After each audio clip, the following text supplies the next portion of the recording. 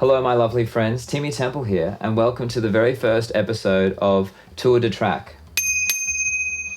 I'll be talking about my song Yuck My Yum, and specifically about the lyrics and the inspiration of the song. So let's start off with the title, Yuck My Yum. Where did that come from and how did I come up with it? Well, the idea spawned, or was birthed, I guess, from a conversation that I had with a past partner where they said to not stink their kink. So let's backtrack a little bit. How do we end up having a conversation about kinks? Well, it was a partner that was from high school and we saw each other together forever.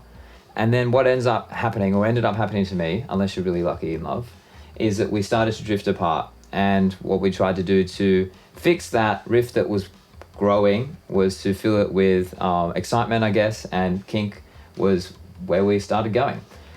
I guess I got in trouble because started talking about kinks and then I must have burst out laughing and then got told off and then my partner stormed out and said to not stink their kink. And yeah, that little idea, that little sort of concept or slogan stuck with me forever, and then I ended up turning into a song. Sting My Kink was probably a little bit edgy for me, I guess, and I'm a little cutesy, kind little boy, so I changed it into Yuck My Yum. And then, yeah, the song Yuck My Yum, or at least the title for the song Yuck My Yum, was born. Let's start with the chorus and how that goes. So, in case you haven't heard the song before, I'll put a link in the description down below, or whatever these YouTubers do. Otherwise, there's like going to be a box that pops up if I figure out how to edit it. But yeah, the song Yuck My Yum, I'll sing the chorus for you. So it goes like this, and it could be in the wrong key, so go listen to the real thing, it might be better. Who said you were never gonna yuck my yum? I guess your taste buds changed a long way since we were younger. I fill my mouth with food, but I bite my tongue. I'm joking on words since I heard that you were done.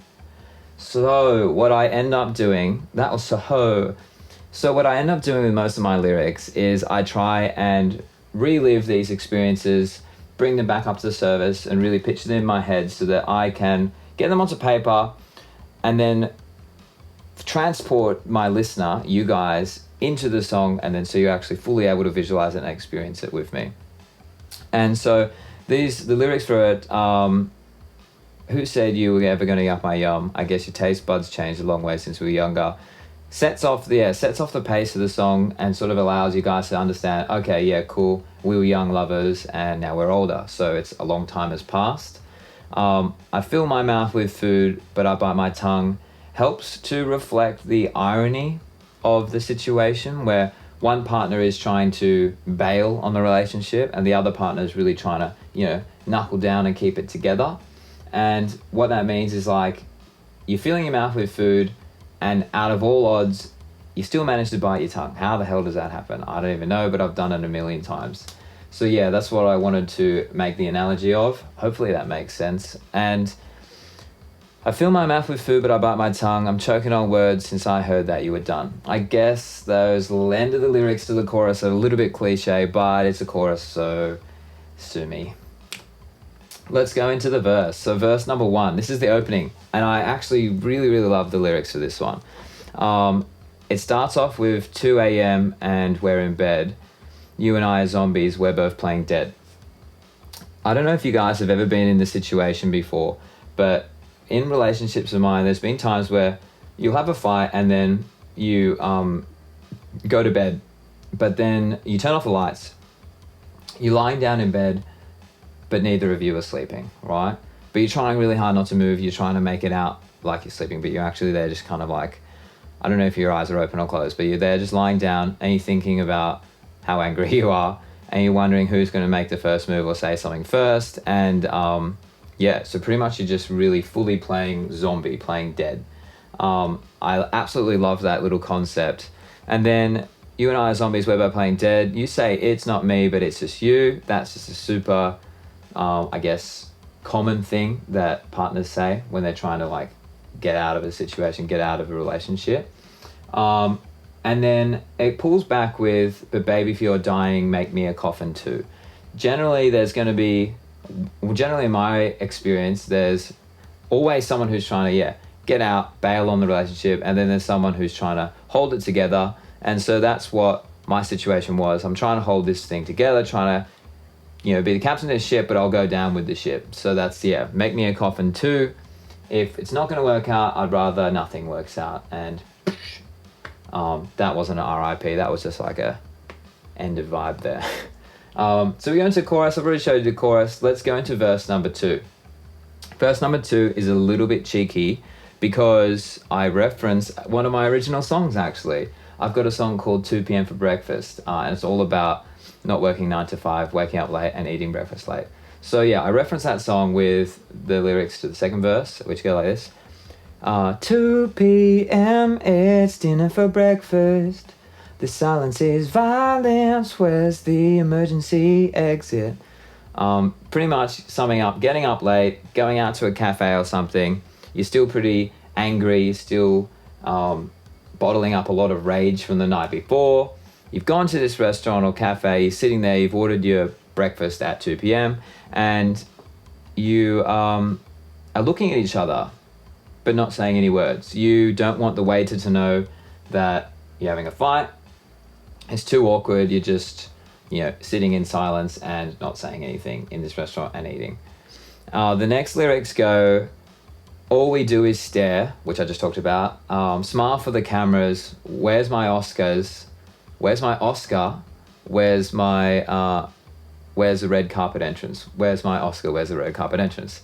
God dang, I need to know my own lyrics. So that part just sums up, you're pulling out your phone, you're about to record or check in on Instagram, show off your beautiful breakfast, and then 3, 2, 1, that's my fake smile. So you're fake smiling and everything's beautiful, everything's okay. You don't want anyone to know that you're having a hell crap time.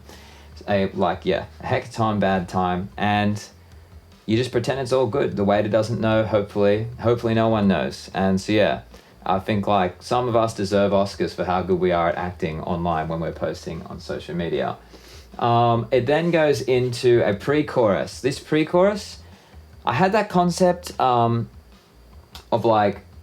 2 puzzle pieces fitting together. When people are like, oh, you're the yin to my yang, or the blah, blah, blah.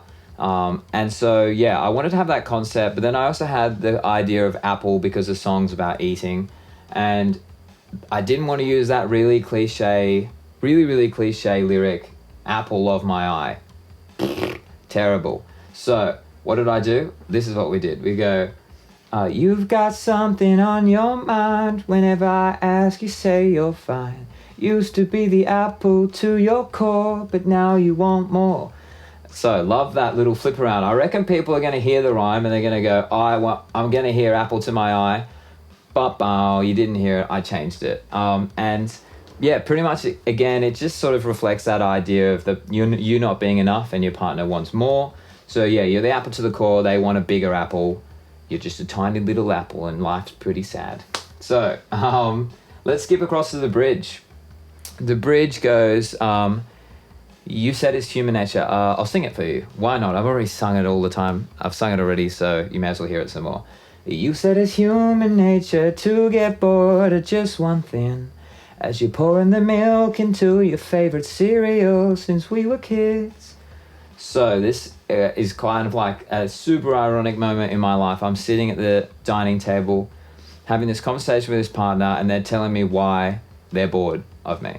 And they're sitting there saying using an analogy for why they're bored. And they're like, what's your favorite food? I was like, you bloody well know my favorite food. Japanese food, okay? And so they're like, all right, well, can you eat Japanese food for breakfast, lunch, and dinner every day for the rest of your life? And I was like, hell no, that'd be boring. And that's exactly it. Being with the same person is like eating the same food every day for your life. And I'm just sitting there thinking I've been with this person forever and I've watched them eat the same breakfast every day forever. And they don't even see the irony behind it. So I had to put that lyric, I had to put it into a song, that concept, and I'm so stoked how it came out really nice anyway. It's human nature to get bored of just one thing as we're trying to milk into your favorite cereal since we were kids. You said you're doing this for both of us. Everyone bloody says that, all right? So had to chuck that into the song because it's going to make it relate to you lovely humans. I'm sure a lot of these ideas are already relating to you anyway. doing this for both of us, choking on my words, I bite my tongue. I guess your taste buds changed a long way since we were young. Just tying in a little bit of the chorus there, sneaky little trick, and you can try it at home.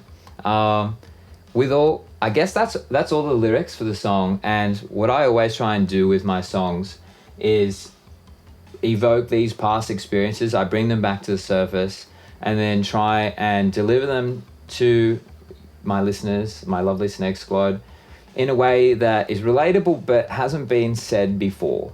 Okay, so I'm sure we've all been in relationships where you're getting bored of your partner, or they're getting bored of you, and you have mad fights about it, and things are just, they're a bit stale, and you try and spice it up and stuff. But I'm not sure how many people have said that it's them yucking their yum. So anyway, maybe there's heaps. Maybe it's just not an Aussie thing to do. But I am very happy with how the song came out, and I hope you guys enjoyed this first episode of whatever it's called, Tour de Track. It's a bit of a dodgy bell, hey. Tour de Track, and episode 2 is going to be a little bit more technical, a little bit for the music nerds out there. It's going to be about how I recorded it, produced it, and mixed it. So yeah, tune in for that. If you haven't heard the song yet, please go listen to it down in the description box or down along there. I hope you enjoy it, and I hope you stay lovely, and I hope everything is yummy in your life. See you later, au revoir. One more bell because it's fun. Hell yeah.